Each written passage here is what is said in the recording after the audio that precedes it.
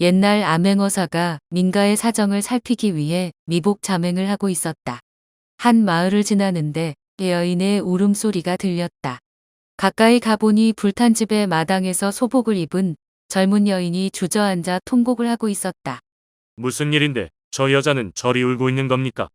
간밤에 불이 나서 남편이 타 죽었다네요. 그런데 용케도 여자는 빠져나왔군요. 다친 곳도 없는 것 같고요. 불길이 치솟자 엉겁결에 처자 혼자만 빠져나왔다나 봐요. 그게 안타깝고 서러워서 저렇게 울고 있답니다. 암행어사는 여인의 모습을 유심히 살폈다.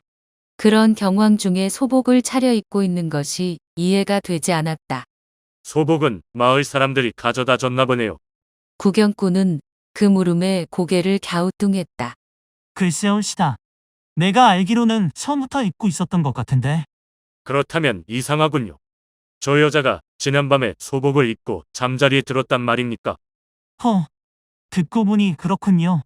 암행어사는 관가에 사람을 보내 상황을 알렸고 사또가 손수 화재 현장으로 달려왔다. 관졸들이 잿더미 속에 파묻힌 시체를 수습했다. 암행어사는 남자의 시체를 이리저리 살피더니 사또에게 말했다. 돼지 2마리만 구해다 주시오. 돼지를 구해오자 암행어사는 한 마리는 죽이고 다른 한 마리는 산채로 꽁꽁 묶게 했다.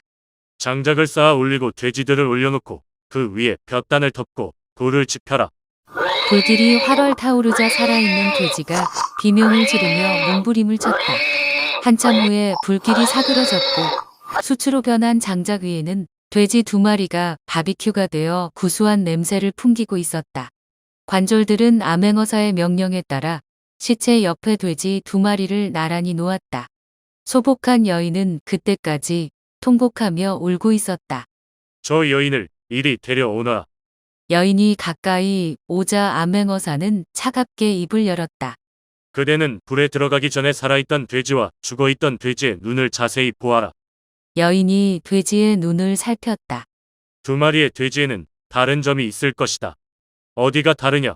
여인이 머뭇거리며 말했다. 죽어있던 돼지의 눈에는 재가 들어있지 않고 살아있던 돼지의 눈에는 재가 많이 들어가 있습니다. 그러자 암행어사는 그렇다.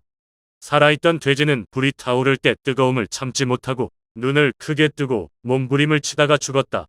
그러기에 눈에 재가 많이 들어간 것이다. 사람도 마찬가지다. 살아있던 사람이 불에 타서 죽었다면 눈 속에 재가 들어가 있는 것이 정상이다. 그러니 이제 내 남편의 눈을 확인해 보아라. 여인의 얼굴은 파랗게 질렸다. 당장 이실 찍고 하지 못할까? 암행어사의 호통에 여인은 온몸을 떨며 흐느끼기 시작했다. 명백한 증거가 드러나자 여인은 사건의 진상을 자백할 수밖에 없었다. 여인은 정부와 불륜 관계를 맺고 남편을 독살했다. 그리고 불에 타 죽은 것으로 위장하기 위해 집에 불을 질렀던 것이다.